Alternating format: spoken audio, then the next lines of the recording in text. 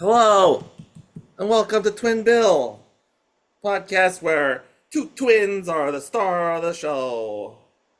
I'm Jason Luna, and this is Marcus Luna. How's it going, Marcus Luna? I'm doing pretty good, pretty good. That's good. You know what else is good? Truth and justice in the American way. Just thought of that transition right now. Boom, boom, boom. All right. Yes. This week we're taking a brief break from Doctor Detroit to talk about a doctorate in journalism. Probably not. Superman. What's this movie actually called? I think it's just called Superman.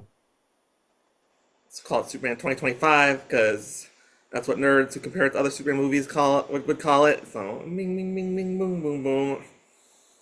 So yeah, okay. I don't know. This is a movie. So to get things started, I thought I'd give a brief overview of the Superman film franchise. Feel free to interject, Marcus, with any thoughts. Uh, no need to go into all the serials and cartoons pre 78 or whatever. Dates don't matter. Anyway, Richard Donner and to an extent the Salkind family were like, hey, Superman's really popular in a sort of general sense. What if we made a movie about him? Hence, Superman 1978, which was a good movie. You saw that movie, didn't you? Sure, I've never seen all the way through. Oh, it's really good. I think it's better. As someone who also saw it off and on as a kid, seeing it all the way through is actually a much better movie because they get a whole like through line. It's a lot tighter than you remember. Anyway, uh, yeah, Superman franchise started having struggles because even though Superman 2, very good movie, often considered the better of the Superman trilogy, uh, Richard Donner was fired before production got really serious, and Superman was already on sort of a teetering, insecure balance as a result. And then Superman 3, not as good. And then I believe Superman 4 is the only original Superman movie made by Canon Films. Are you familiar with Canon Films? Uh, yeah, they're known for their big. Well, I know their big failure that ruined them was Master of the Universe, right? Yeah, this is in the same vein where I forget his name, some Greek surname. Uh, he thought Superman 4 was gonna legitimize his company. I think his name's Menachem Golem, and make him rich and famous and stuff. And Superman 4 is not very good, and it ruined mostly because of its own financial problems. It shelved the Superman franchise for what is that? It had to be about 20 years, because then we get Superman Returns, which affects Superman 2025 for one reason for me, aside from the fact that it kind of sucked and eventually made this movie happen, is because Superman Returns is a direct sequel to Superman 1978, or at least that universe. And since they already tried that and it failed, I don't think James Gunn had the wherewithal to be like, oh, I'll do that also, and also make a sequel to Christopher Reeve. Yeah. So, thanks. I think alleged boy toucher director. moving moving right along. Okay, get a little more in depth on the. I'm blanking. What's his name? Zack Snyder verse. Because I think hmm this movie has its biggest touchstones and sort of addressing and sort of not being a sort of not being a Zack Snyder movie, but it kind of ends up being a little bit like a Zack Snyder movie. A little bit. I think the tone is way different than Yeah, Snyderverse film. I guess we'll get into my comparisons to Zack Snyder. Not saying at all that it's as bad because I don't like Man of Steel, any of these movies. But uh, okay, real quick, I would give Man of Steel like a 3 out of 10. I didn't like it, but it was like functional as a boring dim film. What would you give Man of Steel? That's the Henry Cavill one. First Henry Cavill one, yes. Similar. Maybe go down to two because all I can remember is the big fights between him and Zod are bouncing each other like marbles. Yes, and then famously, uh, murders Zod, and he's fine with it. I mean, it was defensible position, but it was still pretty awkward. And then we get Batman vs Superman, which is kind of a review for me unto itself because I kind of liked it to a point. I was more interested when it was Bruce Wayne assumes that Superman's a villain, and he's trying to figure out how do you fight Superman, and there's like some detective things, and they sort of hint at the Justice League movie, and then they're like, "Oh shit, we need a third act." So they bring back General Zod as Doomsday, and there's a fist fight, and Superman dies, and it's really fast. So it really dragged the movie down. I'd still give it a 5.5 out of 10 for being like more interesting than it deserved. Your thoughts? Oh, lower than that because I don't remember. I kind of remember these good parts, somewhat good parts we're talking about. It was kind of interesting, but it's not really fair for one scene to torpedo a movie score. But I think it is fair when it's I have to get to Martha. Wait, my mom's name is Martha. How do you know that name? My mom's name is Martha. What? Mothers are important. We're friends now. Yeah, it was cheesy. Yep. I did like Wonder Woman as a side character more than a star, but that's also a review for a different day. So then we get Justice League. I never got through Zack Snyder's Justice League. Is that the official title? The extended cut? Yes. I only saw the theater and yeah, the length was pretty daunting. I think I started it and then like screw it, I'm not getting through. What did it be like 5 hours the Snyder cut?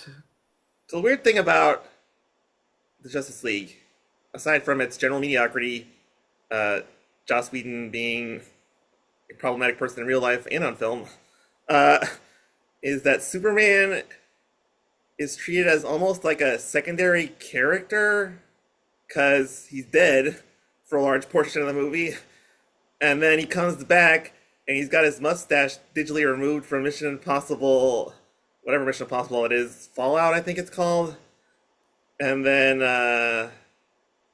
yeah, Superman's just sort of like this like secondary party to the adventures of the Justice League, at least in the theatrical movie.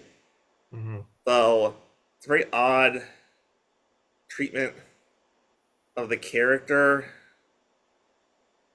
If I mean, Superman. The whole movie, I would give like a 6 out of 10, just to acknowledge it's a little better than Batman vs Superman. Superman's part in it, yeah, in hindsight, was bizarre. I give that like a 4. So all right, doesn't hold up that well, My man. but yeah, that actually stuff made it better. Um, Flash and Aquaman and their silliness, and it's better. It makes Flash look better in hindsight because how terrible that Ezra Miller standalone Flash movie was. Yeah,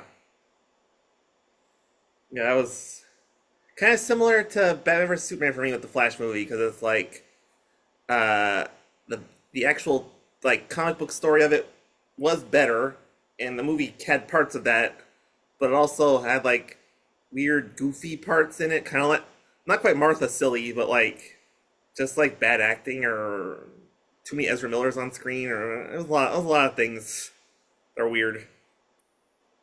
Oh yeah, and the Michael Keaton is Batman. Like, what a waste. But anyway, Exciting, but then yeah, and also they brought back Supergirl, and I'm like, wow, that's a pretty interesting take on Supergirl. I can't wait to see her in more movies. And then she just inconspicuously dies in the climax. yeah, I think it's the right move to do a hard reset on the universe. I just feel bad for anytime you kill a woman, like is a bridge to the act of the male protagonist. But, anyway, I'm not gonna review the. I'm not gonna give a score for the last movie. Henry Cavill made a very uh, misbegotten, almost like just doing it for the sake of doing it cameo in Black Adam, because Black Adam never came back. Henry Cavill never came back. All this talk brought us back to here because I just wanted a little bit of a context of, I guess, just how much of a muddled mess Zack Snyder left Superman in, and James Gunn was like, "Well, if I'm rebooting the DC universe, I gotta have a Superman," and here we are. I guess yeah. I have some thoughts about more like people involved in the history of Superman, but tied to the plot anyway. Because literally, my biggest problem with this movie is one scene, 2 seconds into the plot. Yeah, because we're in Antarctica. We kind of know we're gonna get to the Fortress of Solitude, and then we get a freaking George Lucas text crawl that's like, "Hey, before you got here, there was a war between I'm not gonna remember this Moravia and Jar, Jar, it's hard to pronounce. Jarhanapur, Jarhanpur. it's a fun. I believe at least one of those countries is from like super early Superman. May have been Siegel and Schuster. May have been just after them. Because before someone got the idea to make Lex Luthor a bald businessman, he had hair, and he was a like a world conqueror. Like would be yeah, I don't know. I wanted He's to, a scientist. maybe a scientist, but the comic I read it was just like he wanted to conquer countries, and one of Hmm. those was Moravia, I think. So yeah, James Gunn pulled some country from super old Superman comic that no one knows about for his country name, which is going to get into our general theme of member berries, as they called them on South Park. Things DC fans would be like, "Oh yeah, he's in this movie." Uh, Hmm. so wait, who beat up Superman? Oh yeah, it was the Baravian superhero. Is that right? Uh, Hammer, the Baravian hammer or something like that. yeah. Whose identity is kept secret till the end. I don't know if you want to. Yeah. If you remember, we can get to that, I guess, later. But yeah. So yeah, he goes to the Fortress of Solitude. Not much to say here. I like the art design on the robots. Very comic book 50s. I'm sure lifted straight from the comic book Kurt Swan 50s or 60s. You know, those like sort of rounded circular edges, tall robots, kind of logistically unwieldy, but they look sort of streamlined. They heal Superman. hmm They play a message from Jor-El and Lara, which you think is just a shortcut back to the Superman lore that goes all the way back, at least to the Richard Donner movies, which is that whoopsies, Superman's parents are dead and they were chill scientists back on Krypton. So already the movie's sort of like depending on you having been aware of Superman or seen Superman movies before by throwing a lot of stuff at you.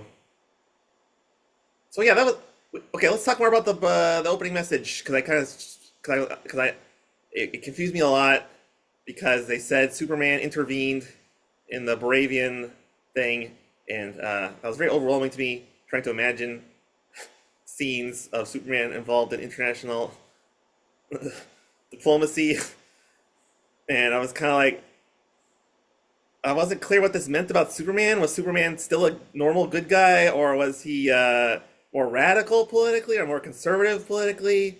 And I felt a little lost tracking the character due to that. What are your thoughts on the George Lucas text crawl and whether its value in them as a good thing? That not all Star Wars movies are good. I like more than the average person, but even the worst George Lucas Star Wars film, which is probably Episode One for me, um, The Crawl does a good job of setting things up, and you don't really feel regret. I guess is I don't know if it's the right term, but I regret that you missed it. But I think and I agree, it's the biggest problem with this film. Is the dialogue hammers you over the head about what happened in this Yeah, three-movie universe. So it's like my brain. I'm very quiet when I watch movies. I was in the theater. My brain was yelling at the screen practically. Why are you talking so much about something that didn't happen on screen? I don't know. yeah. And then you're trying to keep up and figure out what they're talking about, and it makes the first part of the movie kind of almost exhausting. And then and you're and you I literally had thoughts when I was watching the movie. Boy, I hope it gets better from here because it's a terrible start. I think And it did to a large extent. the weird part to me is that because it was off-puttingly complex with the text, and then the actual thing that happened on screen was very like normal. I mean, sure he got beaten up, but he whistles and the dog shows up, and the dog takes into the robots. The dog is cute. I was surprised how much they depended on the dog for the whole movie, but but yeah, it was like we. It's a very likable scene. Why did we didn't need to introduce the character? Bury the character in context so much. So I don't know. I'm sure more happens after he goes to he gets sun therapy in the cave. And he goes back to Metropolis. Hmm.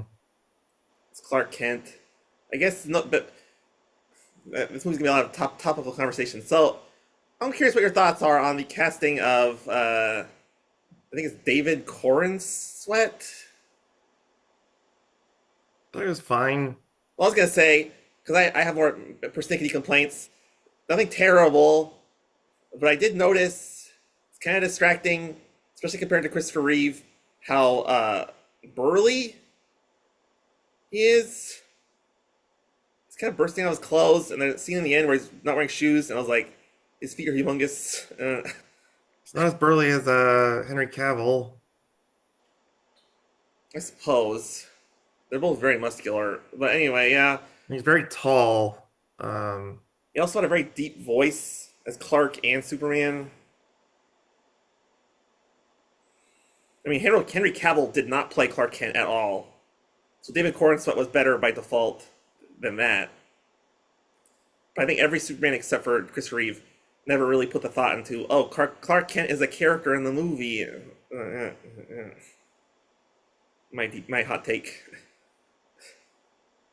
did you know he and Christopher Reeve are were the same height? Chris Reeve was a little slight. I mean, he's still muscular and still had broad shoulders, but he definitely played down to the Clark Kent part more. Which is I understand. Christopher Reeve be Christopher Reeve. You don't have to imitate the whole nerdy Clark Kent thing to death. I just liked it more. But I don't know. I don't ever think of praise or critique any Superman based on their physique. They've mm, all been fine in terms of physique in my mind, including TV. Honestly, the worst one might have been George Reeves 'cause he's a little fat. But the worst. Well, it's just weird to me because Superman's the only really character in comic books because he's like the first where they really dedicated a lot of attention to the secret identity. Christopher Reeve was like stuttering and tripping around a lot and like apologizing to Lois, and it's like Clark Kent should feel different than he does in this movie. But I mean, I wouldn't say it ruined the movie for me or anything. I was just like took me out of it a little. Eh, moving on.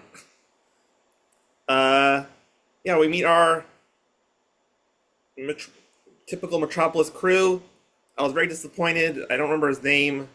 Uh, the guy from The Wire, Perry White. I like the casting. I feel like they should have gave him more time to do something colorful with his character. Wendell Pierce, I don't know. I expected going into it, and it worked out maybe a little less than I even thought. But I didn't expect a lot of deep stuff with the Globe, the Daily Planet crew. Well, yeah, except for In I the guess. end, towards the end, they all jump on a spaceship together. It's kind of I'm also surprised they all did that. I mean, I just know. Yeah, I know because I watched The Wire. That Wendell Pierce has the ability to tell people off and get mad, and it's like for a newspaper editor, it seems like it's not very obvious. But I guess even in the comics, Perry White's always been a marginal non-entity, so it's fine. Jimmy's the star of The Office, makes I mean other than Lois So, Lane. you know, Lois Lane and Jimmy Olsen are second and third, uh, obviously behind Clark Kent in I terms of mean, stars of the Daily Planet. I think Jimmy Olsen is the easiest character to cast in the whole Office because he doesn't have any superhero exploits and he's very nerdy. So they cast that character actor who often plays characters with braces. So it worked out very well. As a Jimmy Olsen, I was satisfied. Let's talk about Clark and Lois because that's really the big next act transition. Because we think they make. I guess it was. I guess they almost seem like it was like an intentional thing in the office for Clark and Lois to argue to sort of throw off the scent that they'd be mecking on the side, kissy poo on the I got it. Right. No yell. more metaphors. Yeah. Uh,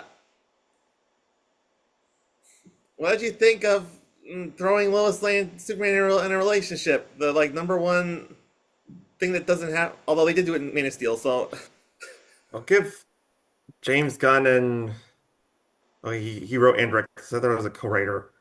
I'll give James Gunn credit that it kind of matches the fast forwarding into things. And I think it does end up helping the movie because it gives more time for the action that ultimately saved this film, I would say, by not having a romantic comedy-esque will they or won't they be boyfriend girlfriend type of thing. yeah. And I liked the whole they're dating, but they can't fully connect because Superman's self-conscious about uh, revealing himself in an interview with Lois Lane, and she's self-conscious because she doesn't want to be perceived as someone who commits to marriage. So it did a good job of like still had a rom-com-ish element of, but not like a forced one where it was a good thing, but like they like each other, but they can't fully they can't verbally commit until the end of the movie. So yeah, it was a well done thing. I thought it was a little ham fisted that they argued at the Daily Planet, and then they imply he broke into her apartment for no reason to make pancakes. He likes he likes breakfast for dinner. Why does that matter? Right, it's just supposed to be a character quirk. I don't. Sure. I- I'm very robotic to just talk about Superman stuff. I don't. but you don't want a character trait. You're not gonna bring back a lot in the movie. It's kind of like, That's plays on the builds up the miscommunication between them and the struggle of their romance is she says, "No, you like breakfast for dinner. I don't like it." Isn't that a thing in the dialogue? yeah, just like a lot of things in this movie. It felt a little rushed in hindsight. No, I'm not. Again, it did ruin the movie for me. It was a little bit like, eh, not a little weird. But yeah, there's a lot. It's hard to discuss the plot of this movie because there are things that happen, and then the plot of the movie is also a thing that happens, and they sort of overlap because the whole first act, I guess, well, the whole movie pretty much is Lex Luthor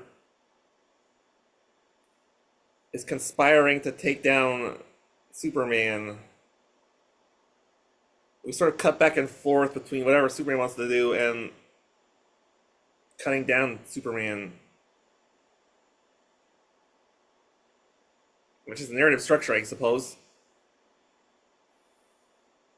Yeah. I mean, it gets pretty quick into the big capture because right after the interview date that they unleash the kaiju thing, so Superman's fight that Metropolis while they invade his Fortress of Solitude. Because this kaiju brings me to the next big topic of the movie, the Justice Gang. We've got Green Lantern, as played by that guy who's in all the James Gunn movies. Nathan Fillion, You know, Mr. Terrific, African American scientist character I don't remember from the comics, played and by the actor who played he dies very early in X-Men First Class. oh, yeah, he plays that character who just explodes. It's like a fish boy, or no, he's made to explode, but he's like a fish boy or something. Yeah, and then there's a young lady playing a Hawk Girl, and I say young lady because she's much older in every iteration that preceded this movie, as far as I know. Maybe there's a comic book that made her late teens, early 20s, whatever this is. Yeah. So anyway, general question. Let me get into the plot. Do you think the Justice Gang was a fun addition to the movie, or B, distracting side business?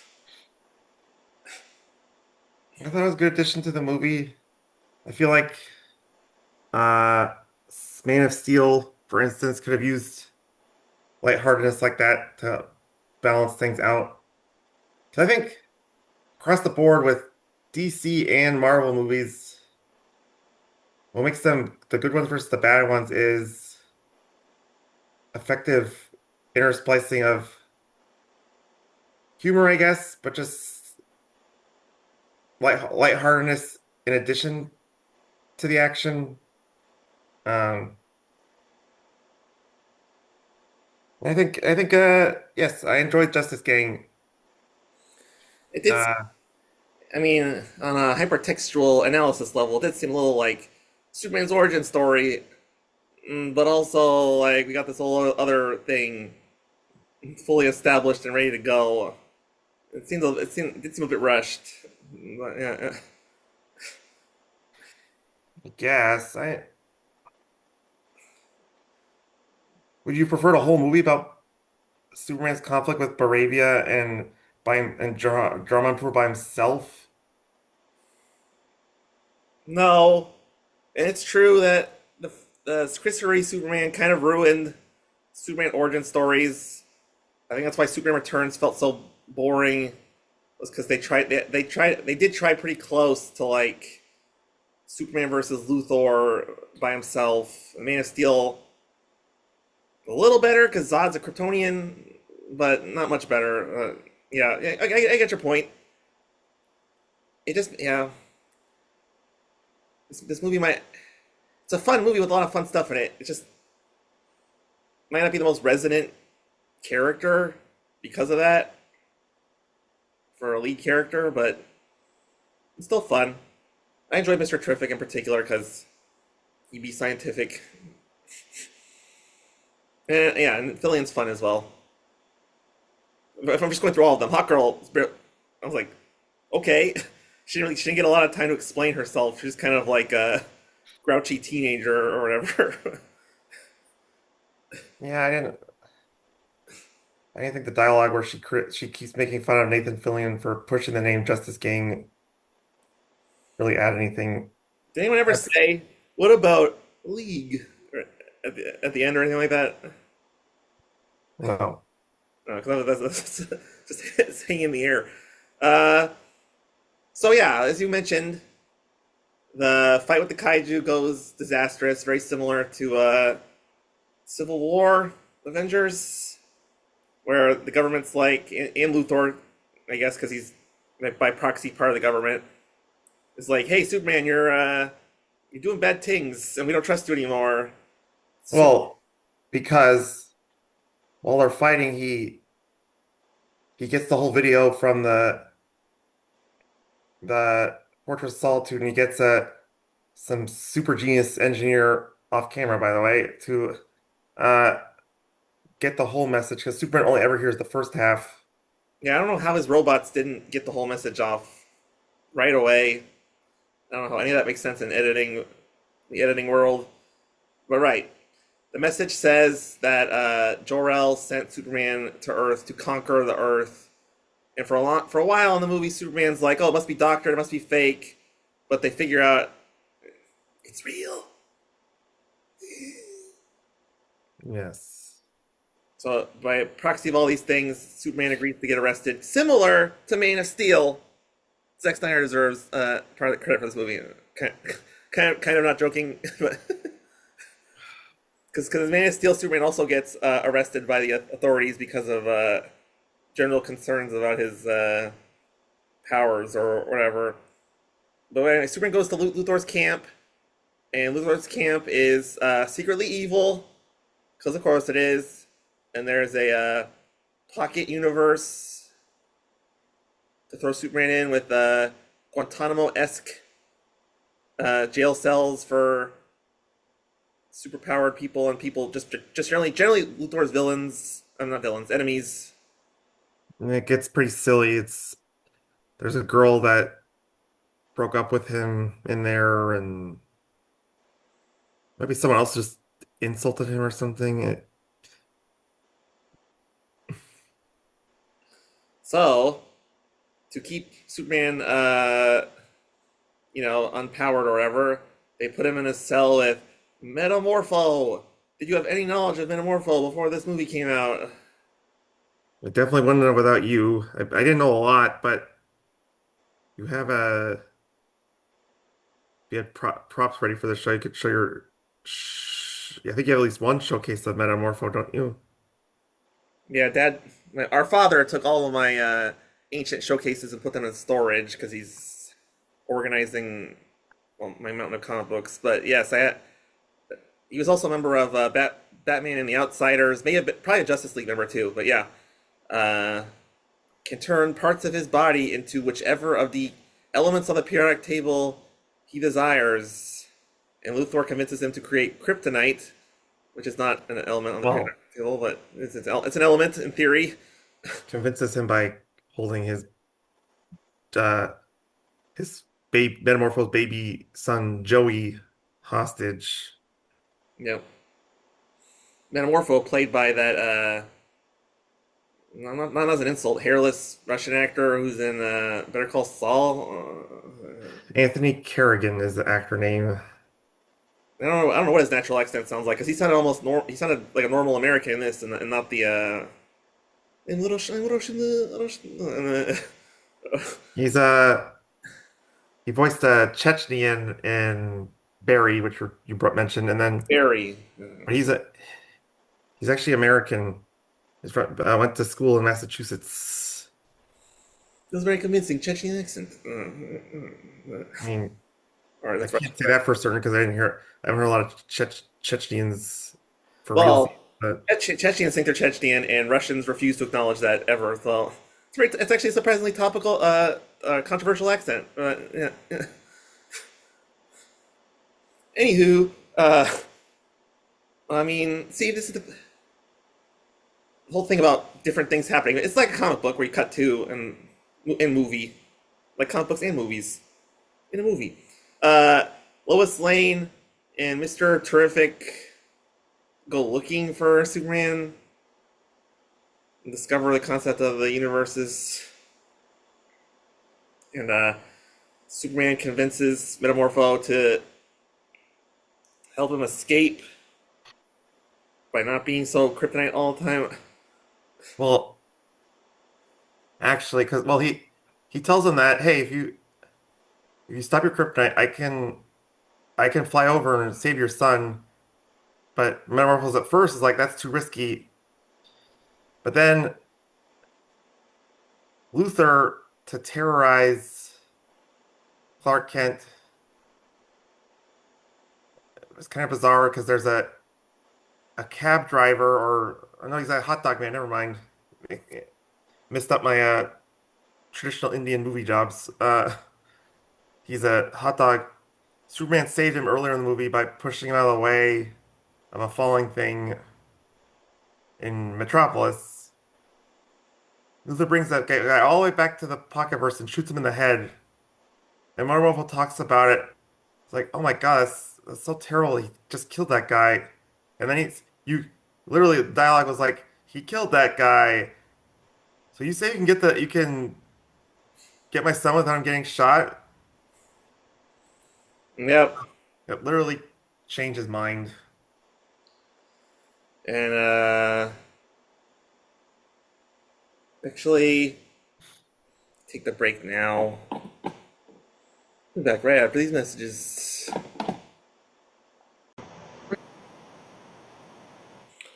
Yeah.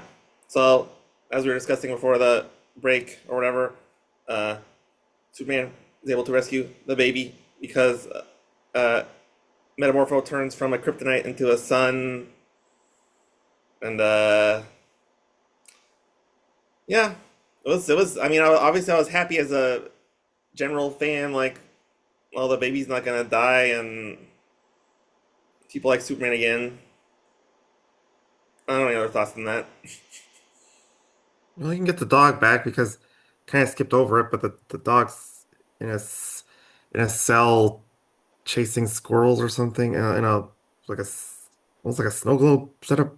Yeah, James Gunn has a very which I should appreciate more, I guess. Very whimsical sense of humor at times. So attaching a dog to a VR projector of squirrels in the air is a very silly idea. So that's nice. And then so yeah, simultaneously, as I think I mentioned, or maybe I didn't. Lois Lane convinced at least Mr. Terrific to investigate Superman's disappearance, and they take his Terrific mobile or whatever it's called into the Pocket Universe. There's a lot of talk since Mr. Terrific's a scientist that like Pocket Universes are basically like established black holes in the universe that are controlled. But you make a slight miscalculation, you could have a tear in the space-time continuum from Yeah. universe. And that, unlike Breakfast for Dinner, that did come back later in the movie. Wouldn't that be crazy? The big plot twist was now all dinners will have breakfast. No, no, no. No, that didn't cross my mind. It's funny, because, they're both technically laying information. Anyway, so I don't know. The plot just gets more and more muddled towards the end of the movie, for me. But so what is it? I know. So they get out. Obviously, at some point they get out of the Pocket Universe. At some point, Luther makes a new Pocket Universe and screws everything up. Was there something in between that? I'm sure there was. Uh, he was actually badly hurt from getting out of the Puck universe, so he goes to his parents in Kansas. This big scenes with the parents, Bon Pa Kent in the film. Yeah, I know it's supposed to be like heartwarming, but I thought it was very cartoonish. The Kansan accents. Yeah, they did play up the hick factor. James Gunn is almost certainly a Howard Stern fan, so he probably heard. I think we talked about this before. Heard Richard Christie or Richard Christie's dad, I and actually, we talked about this. It's on Wikipedia that they had uh Pruitt, Taylor, Vince, like Pa Kent, and Neva Howell played Ma Kent. Listen to studio tapes of Richard Christie's parents calling into the Howard Stern show to get a to work on their Kansas accents. you think David Corn's will watch any Beetlejuice in a Superman outfit to get inspiration? For who? Superman, Why Beetlejuice? because he wore a Superman outfit sometimes. I remember that. It's a deep cut. You know, he wore it on the WCW Monday Nitro and got hit with a guitar by Jeff Jarrett. Moving along. Please. Cut that for, cut that for time. Okay, thanks, editor. Okay. Uh, so yeah, he goes to Kansas, and the cheesiest part for me was when the parents were like, "We know you like your Kryptonian parents a lot. And they must have been good people." It's very like setting up the Kansas parents as the good guys. Well, well, they have to be the good guys in comparison to Superman's parents, who in the second half of the message said, "Humans are stupid. You should have sex with as many as you can so you can repopulate with half Kryptonians." Yeah, I mean these I don't know. It's probably the most schmaltzy thing. This and then the end of the movie with the Kansas parents, but because he gets a pep talk from his dad. It's all very you know very nice. In real life, I'd appreciate it, but it's a little cliche for his dad to be like, he just be a good person, fine, loving parents, fine. I'll allow it. So what happens after he gets all healed up or motivated in Kansas?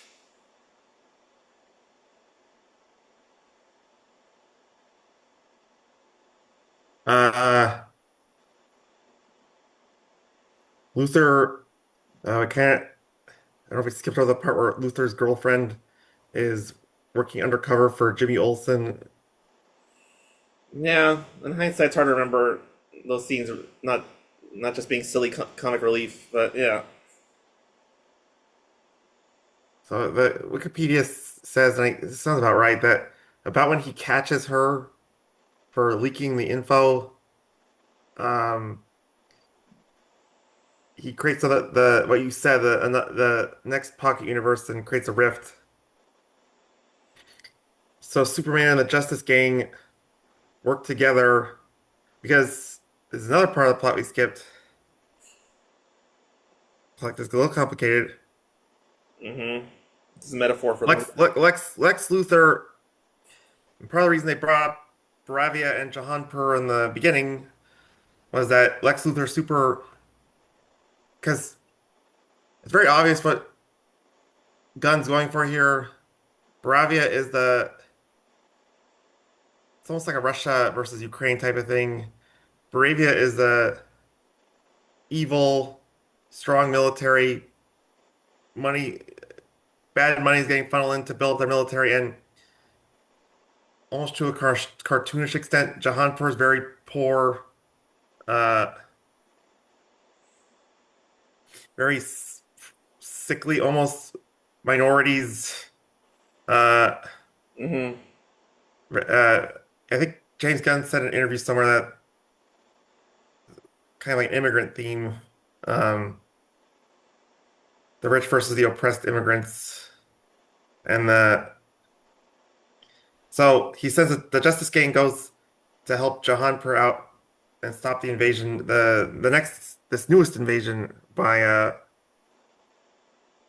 Moravia. Yeah, and basically the Justice Gang goes on Superman's behalf to protect the I can't say their names. The not Baravians, the little guys. I just told you, Jahan. I The, missed pronouncing it right. Jarhanpur. I missed the first R. Jarhanpur. I'm 39 years old and I'm learning new words and hard to remember some of them. Anyway, yeah, those guys.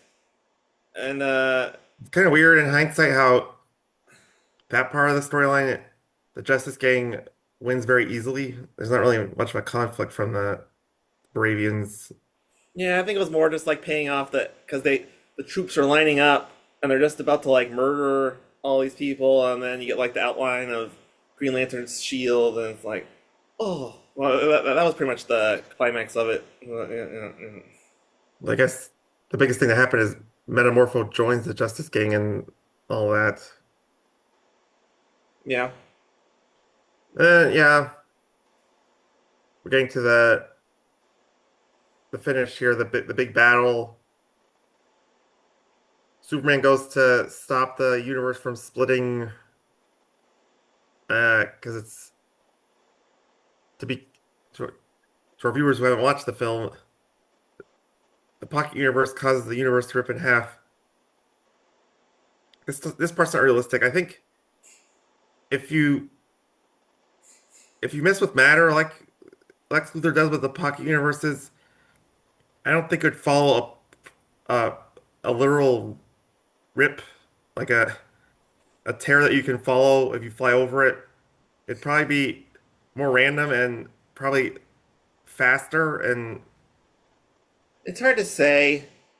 I mean, they kind of imply pocket universe because I guess the right, pocket universe is such a hmm, non-scientific right. thing to begin with. But in quantum physics, there's this whole thing where it's like what we perceive as reality is sort of like on top of a bunch of black matter. So in theory, you could go into the black matter and it wouldn't necessarily like ripple out.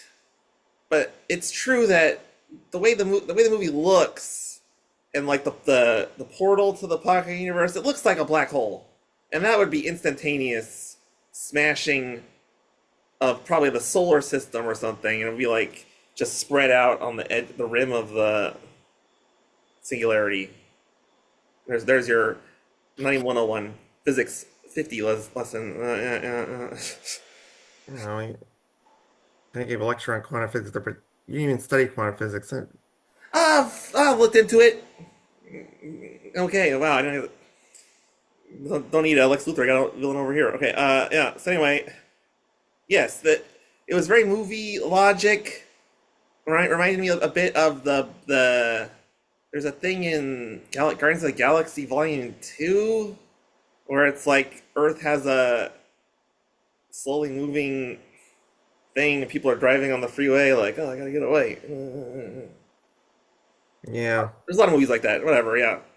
Yes, it's a line that's zigzagging through buildings and stuff, and things are getting destroyed, giving and a lot of the plot is trying to like stop gap so people can escape. It does seem incredibly small scale considering that the Earth slash universe is at risk, but whatever. You gotta make it look. You gotta make it interesting.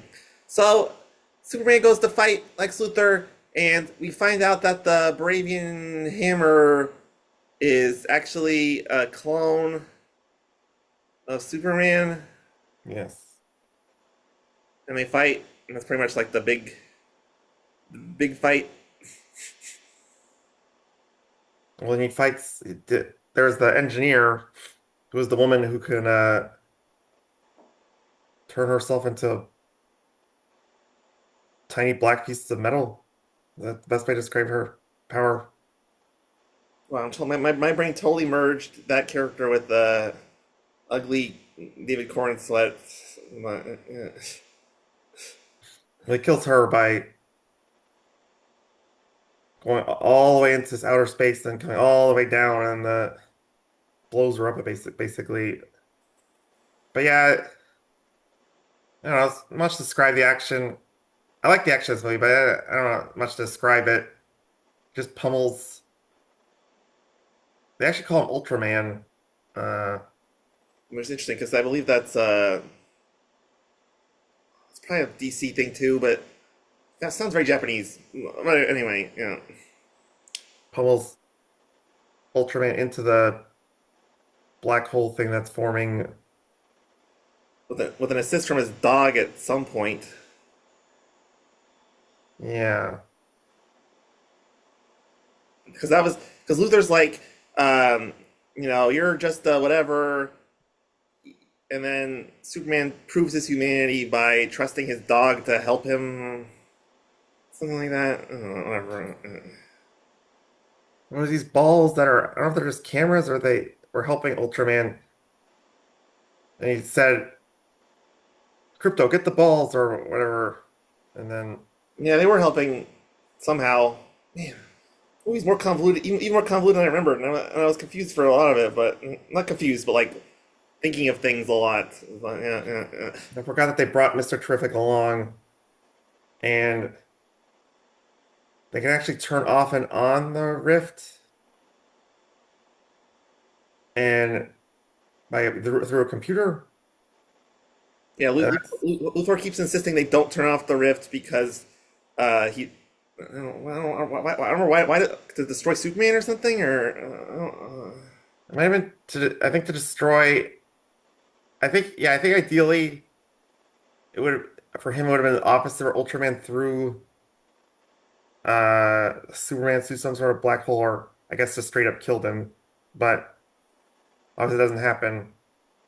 But then, yeah, so Mr. jumps on the computer, stops the thing. I mentioned before that Lex Luthor's former girlfriend, Eve, gets all the evidence to Jimmy and the gang, the Daily Planet gang, via selfie she took with evidence behind her in every single selfie she took. So Lex Luthor gets arrested. Um, Jimmy.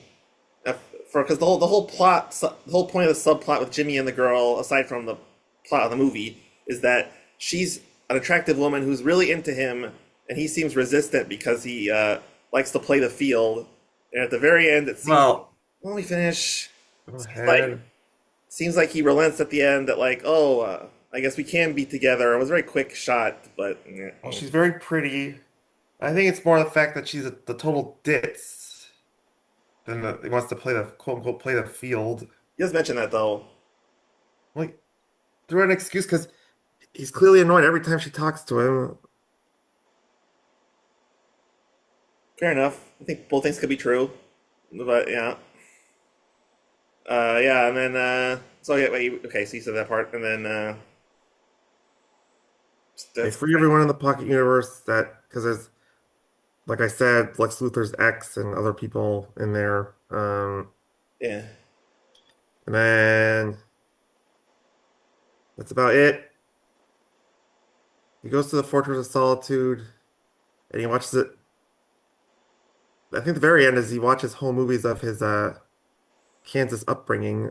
Well, yeah, they do a double switch or whatever you want to call it, where it's like they make it seem like the robots are gonna play the message of the Kryptonians in because he says he loves to see his parents, and instead it's a montage of a bunch of little scenes of Kans and parents because he learned what his real family is, and then we get a Supergirl cameo at the end because we gotta set up the Supergirl movie.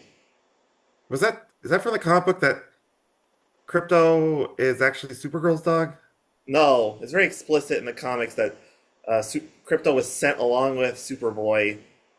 But I mean, it makes sense. Obviously, that girl would have the dog, but whatever. But if it's her dog, she just leaves him with the dog for presumably months at a time. Very responsible dog ownership, Kara. She's a total party girl, which apparently she's getting her own movie, which I guess makes sense. I But mean, even yeah, they tried that in the '80s too. So yeah, that makes sense. did you ever watch any of House of Dragon? I think I saw maybe 2 episodes. First one for sure. So you probably didn't get to the part where she turns, because in that show, it's young House of Dragon girl, and then she becomes adult sized. The adult version is Supergirl. No, but I've seen pictures of her on social media or whatever from that show, so it does ring a bell. But yeah. Anywho, to wrap up the plot, that's the end of the film itself. There's a mid-credits scene and a end-credits scene, and they're both useless in terms of advancing the plot. Although I think there's some. Um, At least the first one's cute with uh, Superman and Krypto side by side on the moon, looking at Earth, yeah. and then I almost want to call it controversial. The end credits with Mr. Terrific and Superman looking at a building that's been ripped down the middle, and then what does Superman say? It's like, and then because Well, the Mr. building. Terrific's somewhat proud of himself for putting it back together, and Yeah. then Superman says there's a hole in the middle, and then, or something like that. Well, see, we'll see what happens in these movies, but my thought is that the DC comic book universe is always about how there's different characters in different dimensions or counter Earths. They do this in Marvel too. So I think the reason that the building didn't, because the idea is that they undid the singularity, so every building would come together exactly the way it was before they split. So I think there's unresolved material on the other universe where the Justice Society of America live. Doctor Fate, characters with Black Adam, whatever. But yes, I think that's my theory. It's a pretty bold theory. You don't see any evidence of those people in that scene. No, but it's just like I think there's some unresolved matter with the quantum mechanics and stuff. So that's my thoughts. I could be wrong, but there's usually something in one of these post-credit scenes, especially for one that expects so many sequels like this movie. So yeah, that's the movie. I guess we can just get into wrapping it up, and then any other thoughts that might come up along the way. I'll go first, I guess. I'm talking. Okay. So this movie's weird. It's pretty good. I recommend it to any fan, but I felt a little like it was sort of muddled, and then felt like I had to introduce a lot of things. Felt very reactionary, like against traditional movie structure. And like you say, the opening act of the movie is very jarring because we're playing catch up with all these things. And I don't know if we get resolution to the plot, but not to the characters necessarily. And it feels kind of cold as a result because it's kind of depending on old archetypes from old movies. So it's a good movie, but since I have to compare it against other superhero type films, I'm going to give it a somewhat forgiving 7.5 out of 10, just because I feel like yeah, it didn't stick with me the way I expected it to, and it wasn't as emotionally resonant as James Gunn probably wanted it to be. Yeah, like we talked about, the the weird drop in the middle. But I mean, how many times in the across cinema, multiple Superman movies are gonna watch a capsule landing in Kansas and two Midwestern parents go, "Ooh, there's a baby in there." But I I, mean, okay, go ahead. Go first. but I'm sound like giving Gunn credit here, but then he does it kind of sloppily, like we've talked about. by putting and hard to pronounce countries that don't exist. I get why you do that because you don't want to. If you call them Russia and Chechnya or whatever, Russia or Chechnya would boycott the film.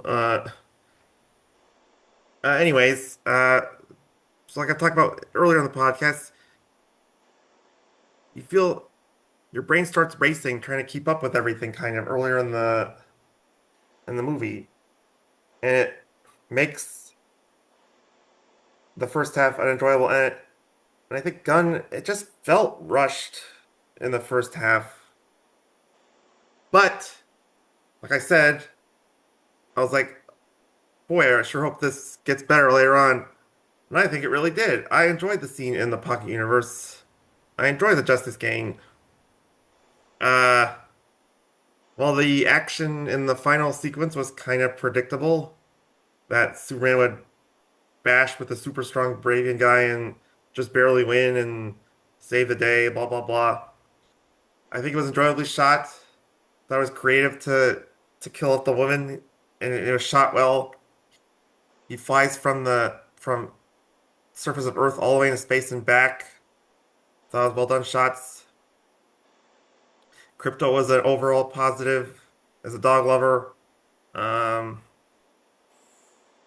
so you give it 7.5. I'm one up, Sonya. I'll go 8.5, which seems like a bit high because I said the problem with the first half, but it ultimately turns into a rewarding superhero film, and it's better than.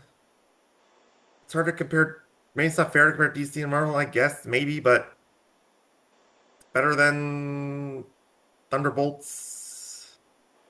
And what was the Marvel movie right before Thunderbolts? Captain America: Brave New World. Better than that too. I So would it's say, hmm. like I liked it, and I'm excited for the Gun DC universe. I'm excited for DCU.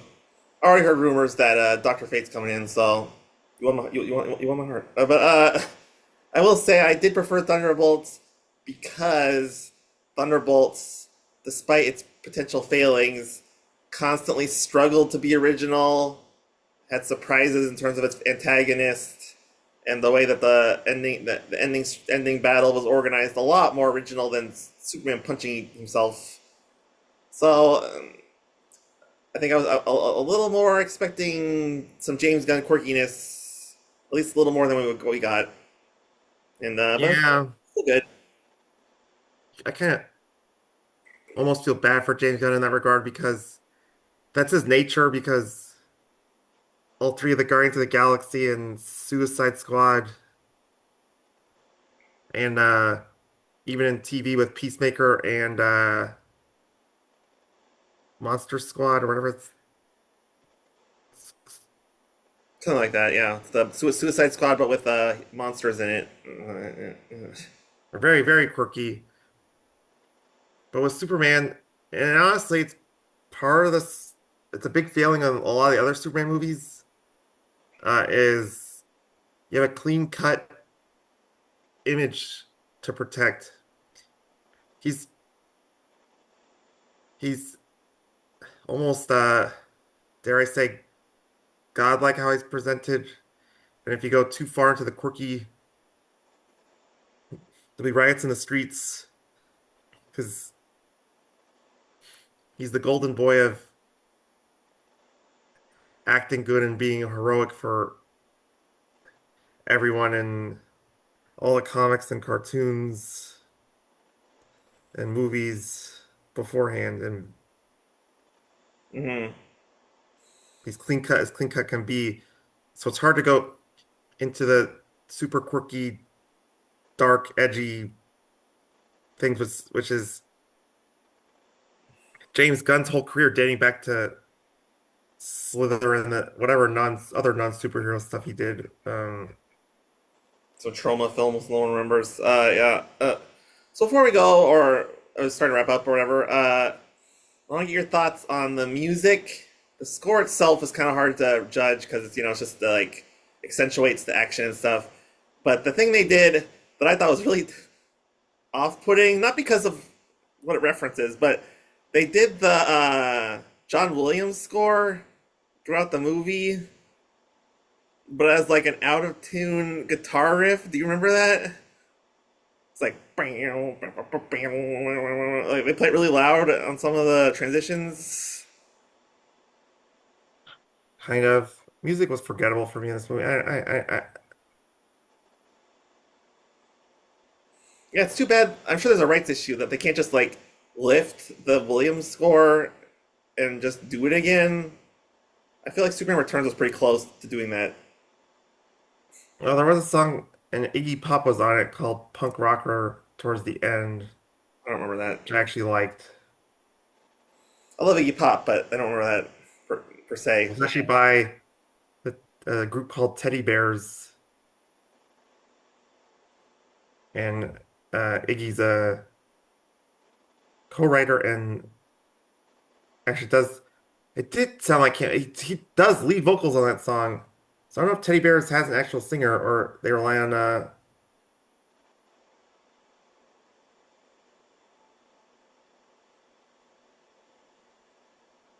they just have guests sing like Iggy Pop. I don't know. Pop does like to guest sing, but it's hard to say.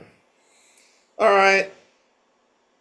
Next week I'm gonna make you watch Doctor Detroit. I've already seen it. Reserve comments on here, but there may be a reason, and no one has ever heard of Doctor Detroit except for me. So you'll have to watch it. Yeah.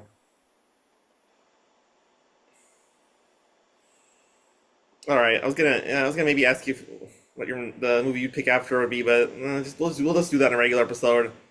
We will do Fantastic Four at some point because me and Marcus saw that together, and that's on our B docket for down the road. Give a little more time for fans at home to go out and see that movie. It's very good. So until next time, Twin Bill, Twin Bill. Thanks. All right. Any other thoughts besides my brilliant singing voice? Uh, no, not really. Soy Saucy, September 7th. SoySaucy.com. There's still tickets. Go and tell them Jason sent you. Promo code Jason for $5 off. All right. See you next week on Twin Bill. Rock Show.